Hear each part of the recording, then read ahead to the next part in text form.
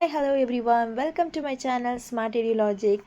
So ಇವತ್ತಿನ video ಏನಂದರೆ 7ನೇ ತರಗತಿಯ ಗಣಿತ ಪ್ರಕಾಶ ವಿಷಯದ ಮೊದಲನೇ ಲೆಸನ್ ನಮ್ಮ ಸುತ್ತಲಿನ ದೊಡ್ಡ ಸಂಖ್ಯೆಗಳು. ಈ ಪಾಠದ 11 ಮತ್ತು 12 ಪೇಜ್ ನಲ್ಲಿರುವಂತಹ ಎಲ್ಲ ಪ್ರಾಬ್ಲಮ್ಸ್ನ ಇವತ್ತು ಈ ವಿಡಿಯೋದಲ್ಲಿ ಸಾಲ್ವ್ ಮಾಡ್ತಾ ಇದ್ದೀನಿ.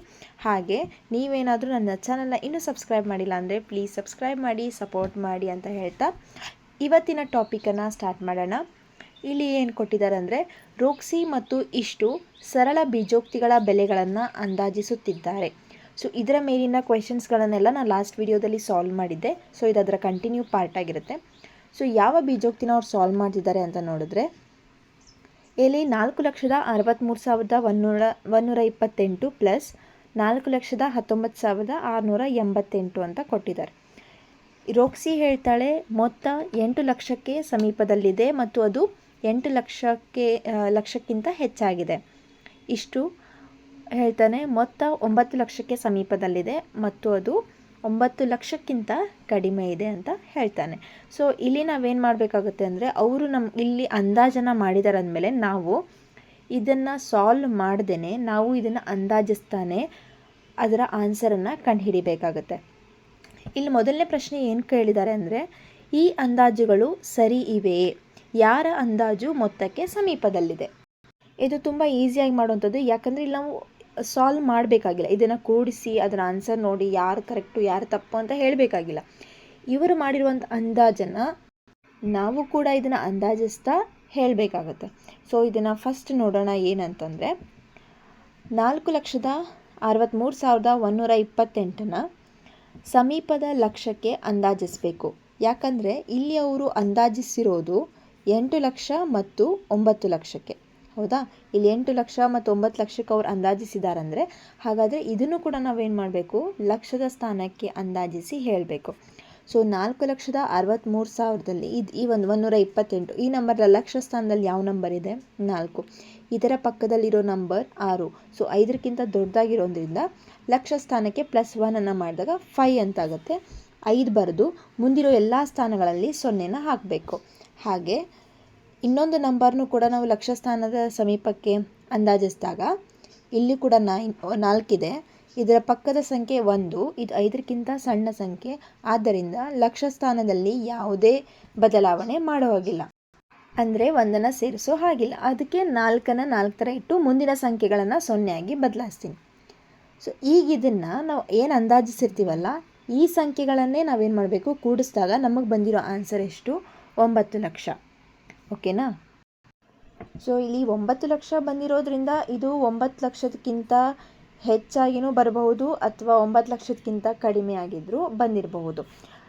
ಇಲ್ಲಿ ರೋಕ್ಸಿ ಹೇಳಿರೋ ಪ್ರಕಾರ 8 ಲಕ್ಷಕ್ಕಿಂತ ಹೆಚ್ಚಾಗಿದೆ.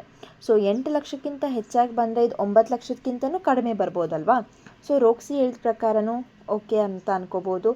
ಇಷ್ಟು ಏನು ಹೇಳ್ತಾನೆ, 9 ಲಕ್ಷಕ್ಕೆ ಸಮೀಪಿದೆ, ಕಡಿಮೆ ಇದೆ, 9 ಲಕ್ಷಕ್ಕಿಂತ ಕಡಿಮೆ ಹಾಗೂ ಸಮೀಪಿದೆ ಅಂತ ಹೇಳ್ತಾರೆ. ಸೊ ಇವನ ಒಂದು ಸ್ಟೇಟ್ಮೆಂಟ್ ಅಂದಾಜು ಕೂಡ ಸರಿ. ಸೊ ಹಾಗಾಗಿ ನಾವೇನು ಹೇಳ್ತೀವಿ, ಈ ಎರಡೂ ಅಂದಾಜು ಸರಿ ಇವೆ ಅಂತ ಹೇಳ್ತೀವಿ. ಹಾಗೆ ಯಾರ ಅಂದಾಜು ಮೊತ್ತಕ್ಕೆ ಸಮೀಪಿದೆ ಅಂತ ನೋಡಿದಾಗ ಇದು 9 ಲಕ್ಷಕ್ಕಿಂತ ಜಾಸ್ತಿ ಬರುತ್ತಾ ಕಡಿಮೆ ಬರುತ್ತಾ ಅಂತ ನೋಡಬೇಕಾಗತ್ತಲ್ವಾ? ಸೊ ಅದನ್ನು ನಾವೇನು ಮಾಡ್ತೀವಿ, ಇನ್ನೂ ಸ್ವಲ್ಪ ಹತ್ತಿರ ಸ್ಥಾನಕ್ಕೆ ಅಂದಾಜಿಸಿ, ಅಂದರೆ 10,000 ಸ್ಥಾನಕ್ಕೆ ಅಂದಾಜಿಸಿದಾಗ ಈ ಸಂಖ್ಯೆ 4,60,000ಕ್ಕೆ ಅಂದಾಜಾಗುತ್ತೆ. ಹಾಗೆ ಇನ್ನು ಎರಡನೇ ಸಂಖ್ಯೆ 4,20,000ಕ್ಕೆ ಅಂದಾಜಾಗುತ್ತೆ. ಸೊ ಇವೆರಡೂ ಅಂದಾಜು ಮಾಡಿರೋದನ್ನು ನಾವಿಲ್ಲಿ ಮೊತ್ತ ಮಾಡಿದಾಗ ನಮಗೆ ಬಂದಿರೋ ಆನ್ಸರ್ ಎಷ್ಟಂದರೆ 8,80,000. ಹಾಗಾಗಿ ಇದನ್ನು ನಾವು ಇನ್ನೂ ನಿಖರವಾಗಿ ಹೇಳಬೇಕಂದ್ರೆ, ಇಷ್ಟುವಿನ ಅಂದಾಜು ಮೊತ್ತಕ್ಕೆ ಸಮೀಪಿದೆ. ಇಬ್ಬರು ಕೊಟ್ಟಿರುವಂಥ ಸ್ಟೇಟ್ಮೆಂಟ್ ಕೂಡ ಸರಿ. ಯಾಕಂದರೆ ಬರೋ ಮೊತ್ತ 8 ಲಕ್ಷಕ್ಕಿಂತ ಜಾಸ್ತಿ ಇದೆ ಇವಳು ಹೇಳಿದ ಪ್ರಕಾರ. ಹೌದಲ್ವಾ? ಇಲ್ಲಿ ಬಂದಿರೋದು ನಾವು ಅಂದಾಜು ಪ್ರಕಾರ 8 ಲಕ್ಷಕ್ಕಿಂತ ಜಾಸ್ತಿ ಕೂಡ ಇದೆ. ಹಾಗೆ ಇಷ್ಟು ಹೇಳ್ದಂಗೆ 9 ಲಕ್ಷಕ್ಕೆ ಸಮೀಪನೂ ಇದೆ, ಹಾಗೆ 9 ಲಕ್ಷಕ್ಕಿಂತ ಕಡಿಮೆನೂ ಬಂತು. ಹೌದಾ? ಕಡಿಮೆ ಬಂತಲ್ವಾ? ಸೊ ಅವನ ಒಂದು ಹೇಳಿಕೆ ಮೊತ್ತಕ್ಕೆ ಸಮೀಪಿದೆ ಅಂತ ಹೇಳಿ ಈ ರೀತಿ ನಾವು ಸ್ಟೇಟ್ಮೆಂಟನ್ನು ಕೊಡಬಹುದು. ನೆಕ್ಸ್ಟ್ ಕ್ವೆಶನ್ ಏನಿದೆ ಅಂತ ನೋಡೋಣ. ಮೊತ್ತ 8,50,000ಕ್ಕಿಂತ ಹೆಚ್ಚು ಅಥವಾ 8,50,000ಕ್ಕಿಂತ ಕಡಿಮೆ ಇದೆ, ನೀವು ಏಕೆ ಹಾಗೆ ಯೋಚಿಸುವಿರಿ?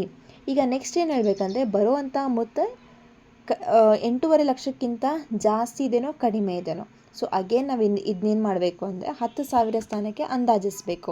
ಸೊ ಆಲ್ರೆಡಿ ಎ ಕ್ವೆಶನಲ್ಲಿ ನಾವು ಅಂದಾಜಿಸಿದ್ವಿ, ಅದೇ ಥರ ಸೇಮ್ ಇಲ್ಲೂ ಅದೇ ಥರ ಸಾಲ್ವ್ ಮಾಡ್ಕೋಬೇಕು. 10,000 ಸ್ಥಾನಕ್ಕೆ ಸಮೀಪಕ್ಕೆ ಅಂದಾಜಿಸಿದಾಗ ನಮಗೆ 4,60,000 4,20,000 ಸಿಗುತ್ತೆ. 12 ಮೊತ್ತ ಮಾಡಿದಾಗ 8,80,000.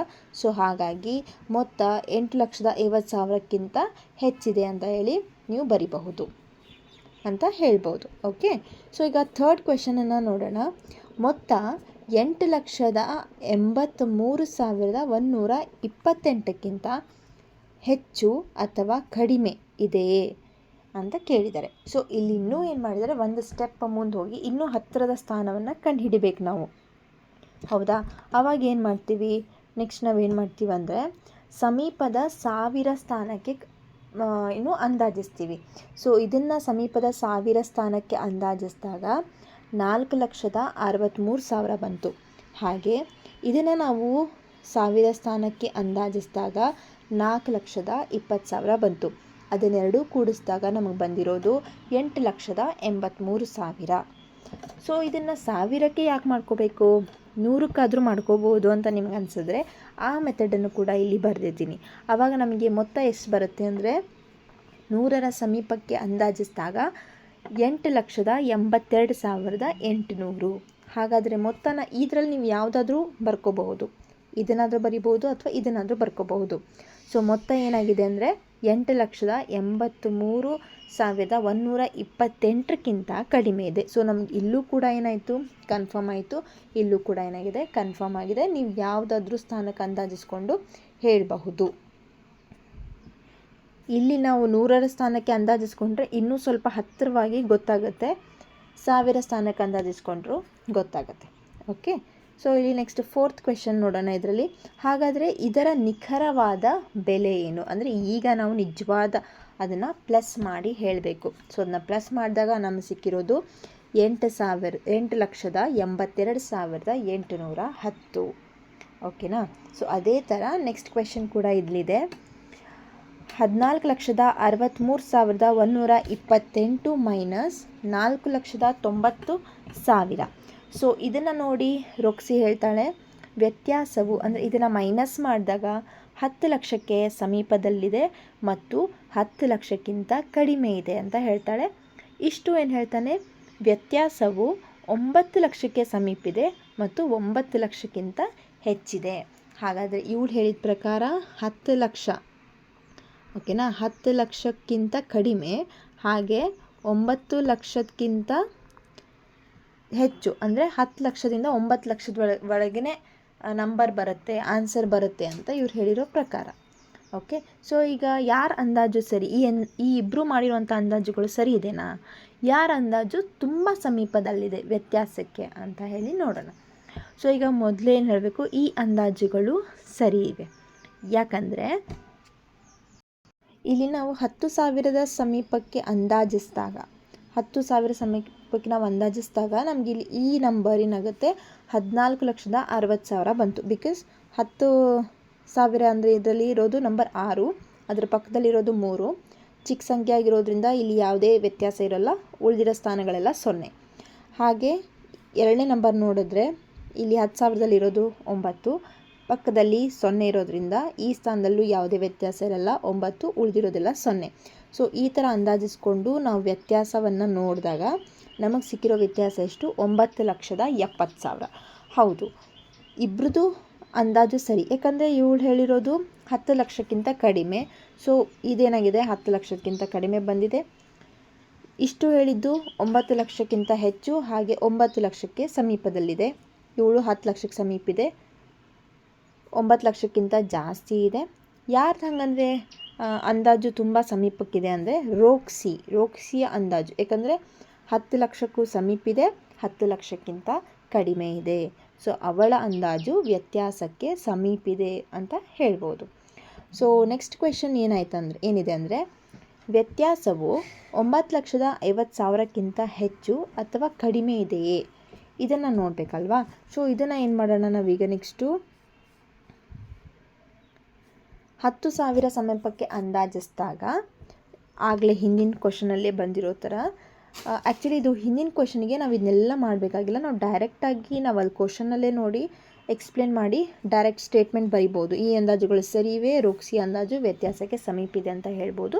ಬಟ್ ನಿಮಗಿಲ್ಲಿ ಅಂಡರ್ಸ್ಟ್ಯಾಂಡ್ ಆಗಲಿ ಅಂತ ಈ ಪ್ರೊಸೆಸ್ ಇದಿಷ್ಟನ್ನು ನಾನು ಬಳಸಿದ್ದು. ಸೊ ಇಲ್ಲಿ ಬಿ ಯಲ್ಲೂ ಕೂಡ ಸೇಮ್ 10,000 ಸ್ಥಾನಕ್ಕೆ ಅಂದಾಜಿಸಿದಾಗ ಇದು 14,60,000, ಇದು 4,90,000. ವ್ಯತ್ಯಾಸ ಬಂದಿರೋದು 9,70,000. ಸೊ ಈಗ ವ್ಯತ್ಯಾಸವು ನಾವು ಕೊಡ್ಬೋದು 9,50,000ಕ್ಕಿಂತ ಹೆಚ್ಚಾಗಿದೆ ಅಂತ ಹೇಳ್ಬಹುದು. ಇಲ್ಲಿ ಯಾಕೆ ನಾವು 10,000 ಸ್ಥಾನಕ್ಕೇ ಅಂದಾಜಿಸಬೇಕು ಅಂತಂದರೆ, ಇಲ್ಲಿ ಅವರು 50,000 ಕೊಟ್ಟಿದ್ದಾರೆ. 9 ಲಕ್ಷಕ್ಕಿಂತ ಹೆಚ್ಚಾಗಿದೆನಾ ಕಮ್ಮಿ ಇದೆನಾ ಅಂತ ಕೇಳಿದಾಗ ನಾವು ಲಕ್ಷಕ್ಕೆ ನಾವು ಅಂದಾಜಿಸ್ಬೋದಿತ್ತು. ಆದರೆ ಇಲ್ಲಿ 10,000 ಸ್ಥಾನದಲ್ಲಿ ಒಂದು 50,000, 9,50,000 ಅಂತ ಕೊಟ್ಟಾಗ ನಾವು ಪ್ರತಿಯೊಂದು ನಂಬರನ್ನು 10,000 ಸ್ಥಾನಕ್ಕೆ ಅಂದಾಜಿಸಿದಾಗ ನಮಗಿನ್ನೂ ನಿಖರವಾದಂಥ ಬೆಲೆ ಏನಾಗುತ್ತೆ ಸಿಗುತ್ತೆ. ಸೊ ಥರ್ಡ್ ಕ್ವೆಶನ್ನ ನೋಡೋಣ. ಈಗ ಇಲ್ಲಿಂದ ನಿಮ್ಗೆ ಅರ್ಥ ಆಗ್ಬೋದು. ವ್ಯತ್ಯಾಸವು 9,63,128ಕ್ಕಿಂತ ಹೆಚ್ಚು ಅಥವಾ ಅದಕ್ಕಿಂತ ಕಡಿಮೆ ಇದೆಯೇ? ನೀವು ಏಕೆ ಹಾಗೆ ಯೋಚಿಸುವಿರಿ? ಸೊ ಇಲ್ಲಿ ನೋಡಿ, ಇಲ್ಲಿ ನೆಕ್ಸ್ಟ್ ಏನು ಮಾಡಿದ್ದಾರೆ, ಯಾವುದೇ ಸಾವಿರದಲ್ಲಿ ಕೊಟ್ಟಿಲ್ಲ, ಎಲ್ಲ ಮುಂದ್ಗಡೆ ನಂಬರ್ಸ್ ಇದೆ. 100, 10 ಬಿಡಿ ಸ್ಥಾನಗಳಲ್ಲಿ ನಂಬರ್ಸ್ ಇದೆ. ಸೊ ಇದನ್ನು ನಾವೇನು ಮಾಡಬೇಕು ಅಂದರೆ, ಇನ್ನೂ ನಿಖರವಾಗಿ ಇದ್ರ ಬಗ್ಗೆ ನಾವು ತಿಳ್ಕೋಬೇಕು ಅಂದರೆ ಇದನ್ನು ಯಾವ ಸ್ಥಾನಕ್ಕೆ ಅಂದಾಜಿಸಬೇಕು ಅಂದರೆ 1000 ಸಮೀಪಕ್ಕೆ ಅಂದಾಜಿಸಿದಾಗ. ಸೊ ಇದನ್ನು 1000 ಸ್ಥಾನದಲ್ಲಿ 3 ಇದೆ, ಪಕ್ಕದಲ್ಲಿ 1 ಇದೆ. ಸೊ ಯಾವುದೇ ಬದಲಾವಣೆ ಇಲ್ಲ, 3 ಇಟ್ಕೋಬೇಕು. ಉಳಿದ ಸ್ಥಾನಗಳು 0. ಇಲ್ಲಿ 0 ಇದೆ, ಪಕ್ಕದಲ್ಲೂ ಕೂಡ 0 ಇದೆ. ಸೊ ಅಲ್ಲೂ ಕೂಡ ಯಾವುದೇ ವ್ಯತ್ಯಾಸ ಇಲ್ಲ. ಇಷ್ಟು ಬಂತು. ಅವೆರಡನ್ನೂ ನಾನು ಮೈನಸ್ ಮಾಡಿದಾಗ ನಮಗೆ ಬಂದಿರೋದು 9,73,000. ಸೊ ಈ ವ್ಯತ್ಯಾಸ ಏನಾಗಿದೆ, 9,63,128ಕ್ಕಿಂತ ಹೆಚ್ಚು ಇದೆ ಅಂತ ಹೇಳಬಹುದು. ನೋಡಿ, ಇದಾಯಿತು. 100ರ ಸ್ಥಾನಕ್ಕೆ ಸಮೀಪಿಸಿದಾಗೂ ನಿಮಗೆ ಇದಕ್ಕಿಂತ ಹೆಚ್ಚಾಗಿಯೇ ಬರೋದು. ಸೊ ಈ ಥರ ಆಯಿತು. ಸೊ ನೆಕ್ಸ್ಟ್ D1 ಏನು ಕೇಳಿದ್ದಾರೆ ಅಂದರೆ, ಹಾಗಾದರೆ ಇದರ ನಿಖರವಾದ ಬೆಲೆ ಏನು?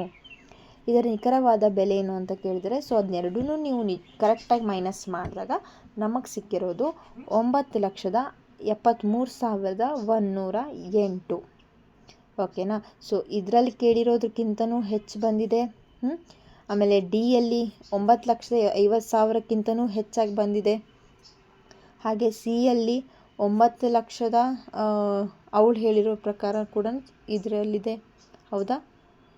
ಸೊ ಎಲ್ಲ ಸ್ಟೇಟ್ಮೆಂಟ್ನ ಪ್ರೂವ್ ಮಾಡಿ ಇದು ಕರೆಕ್ಟ್ ಆನ್ಸರ್ ಬಂತು. ಸೊ ನಾವು ಅಂದಾಜಿಸಿದಾಗ ಈ ಥರ ಸ್ಟೇಟ್ಮೆಂಟ್ಸ್ ಕೂಡ ಫಾರ್ಮ್ ಆಗುತ್ತೆ.